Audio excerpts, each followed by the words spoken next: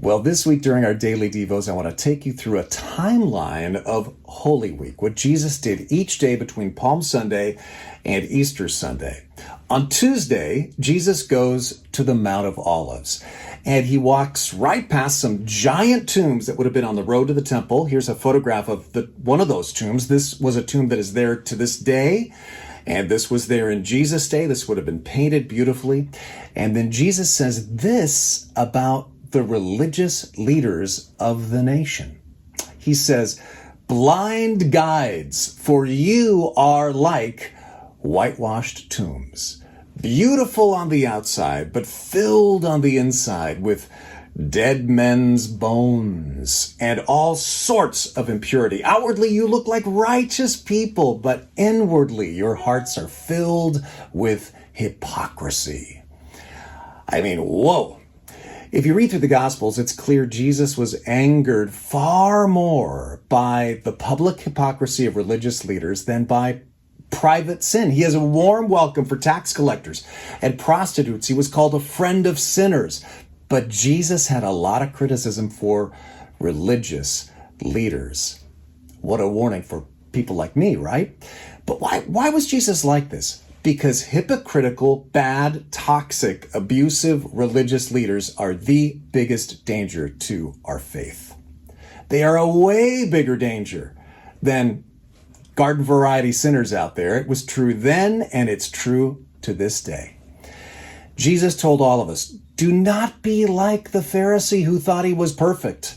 Instead, be like the man who prayed, "Lord, have mercy on me, a sinner." Whenever I hear Christians implying, I have no need to grow, I have no need to learn on any given subject, I just cringe.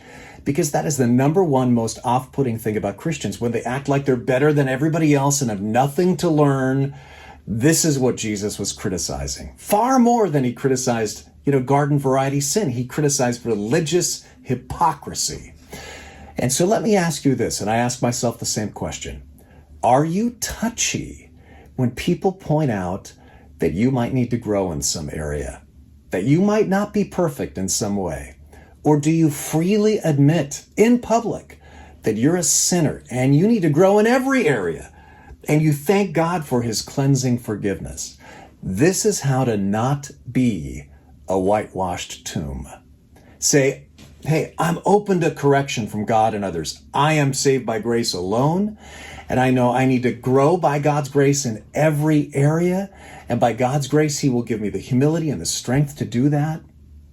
You do not have to ever be defensive. Remember, our standing before God has nothing to do with how holy we try to pretend to be. It's all 100% because although we are sinners, God loves us. Christ died for us. So you can relax. You don't have to put up a false front. You can admit that you're a sinner in need of God's grace 100%. In other words, there is good news for hypocrites like me and maybe like you. Just come to God as a sinner, humbly seeking grace, not as somebody who pretends they're at some high level and don't need correction. Well, tomorrow, since the Bible doesn't say what happened specifically on Wednesday, we will have a Worship Wednesday like normal. And then Thursday, I'll see you again.